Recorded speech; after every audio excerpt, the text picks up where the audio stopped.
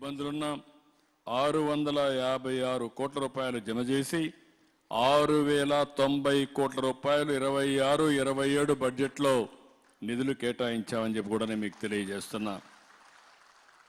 కబర్స్థాలు, ఈద్గాలు, సమాధులకు భూములు కేటాయించాం. ఉర్దూ అకాడమీకి ఒకప్పుడైతే గడిచిన ప్రభుత్వం 1 లక్ష రూపాయలు ఇస్తే ఒకేసారి 7 కోట్ల రూపాయలు ఉర్దూ అకాడమీకి డబ్బులు ఇచ్చాం. ఉర్దూ భాషాభివృద్ధి కోసం ఎవరైతే బాగా కృషి చేస్తారో వాళ్ళందరికీ 2,50,000 రూపాయలు ఆందోళన కింద పారితోషికం ఇచ్చాం. ఇది కాకుండా అబ్దుల్ హక్ అవార్డుకి ప్రోత్సహించి 1 లక్ష రూపాయల నుంచి 1,25,000 ఇచ్చాం. జీవనకాల సౌపల్య పురస్కారానికి ఎంపికైన వారికి 25,000 రూపాయలు అందిస్తున్నాం. ఉర్దూ గర్ షాదీ ఖానాల కోసం 2,85,00,000 రూపాయలు కేటాయించాం. ఈరోజు మీరందరూ గుర్తుపెట్టుకోవాల్సిన అవసరం ఉంది. ఫస్ట్ టైం 1985లో మైనారిటీ ఫైనాన్స్ కార్పొరేషన్ ఏర్పాటు చేసింది గౌరవనీయులు నందమూరి తారక రామారావు గారు, ఎన్టీ రామారావు గారు ఏర్పాటు చేశారు. అదే మరి హైదరాబాద్లో అసెంబ్లీ ఎదురుగా నేనే హాజ్ హౌస్ కట్టి ఎవరికి అన్ని ఇబ్బందులు లేకుండా చేశాం. ఉర్దూను 2వ అధికార భాషగా కూడా చేసింది తెలుగుదేశం. నేను ముఖ్యమంత్రిగా ఉన్నప్పుడే చేశాను. కడప హాజ్ హౌస్ మొదలుపెట్టాం. దాన్ని త్వరలోనే వినియోగంలోకి తెస్తాం.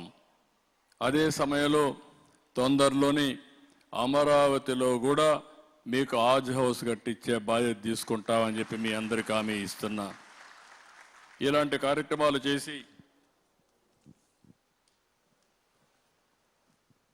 కార్యక్రమాలు చేసి మైనారిటీ సోదరులు ఒకటే హామీ ఇస్తున్నాను. నేను మొట్టమొదటి నుంచి ముఖ్యమంత్రి అయినప్పటి నుంచి మీరు ఒక్కసారి ఆలోచించుకోవాలి. తెలుగుదేశం, అదే మరి నేను ముఖ్యమంత్రి అయిన తర్వాత ఇప్పుడు ఎన్డీఏ ప్రభుత్వం. నేను ఆ రోజు ఒక మాట చెప్పాను. కేంద్ర ప్రభుత్వం వక్ఫ్ బోర్డు చట్టాన్ని తీసుకొస్తున్నారు, దాంట్లో మోడిఫికేషన్ చేశారు. కానీ దేశం అంతా కూడా ఒక నామినీని వేరే వాళ్ళని ఇస్తే ఆ సభ్యుడిని కూడా ముస్లిం సభ్యుడినే పెట్టి మీకు పూర్తి స్వేచ్ఛనిస్తానని చెప్పిన మాట నిలబెట్టుకున్నామని చెప్పి కూడా నేను మీకు తెలియజేస్తున్నా. కాబట్టి ఎప్పుడు కూడా ఈ ప్రభుత్వం మీ మనోభావాలను గౌరవిస్తుంది, మీతో ఉంటుంది. నేను ఎన్నోసార్లు చెప్పాను.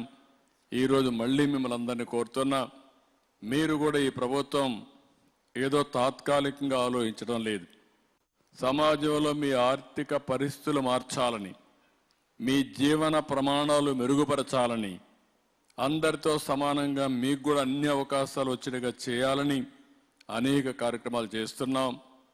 సంక్షేమం, అభివృద్ధి, సుపరిపాలన, ఇది ఈ ప్రభుత్వ విధానం. దీనివల్ల ఎవ్వరికీ ఇబ్బంది లేకుండా ఇంకొక విషయం కూడా చెప్తున్నా, నేను అందరి వాడిగా ఉంటాను తప్ప ఏ ఒక్కరి పక్షం కాదని మరొకసారి మీ అందరికీ విజ్ఞప్తి చేస్తున్నాను.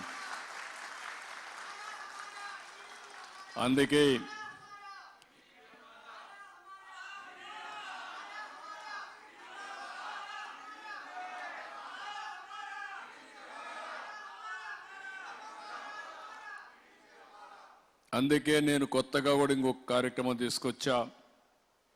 అది జీరో పావర్టీ. అదే సమయంలో ఆర్థిక అసమానతలు తగ్గించి అందరికీ మెరుగైన జీవన ప్రమాణాలు ఇవ్వడం. ఎక్కడ పేదవాడు ఉంటే అక్కడ నేనుంటా, ఎక్కడ పేదవాడు ఉంటే అక్కడ ఈ ప్రభుత్వం ఉంటుంది. మిమ్మల్ని అన్ని విధాలా ఆదుకుంటామని మరొక్కసారి విజ్ఞప్తి చేస్తూ అందరికీ నమస్కారాలు, ధన్యవాదాలు. థ్యాంక్ యూ అనండి.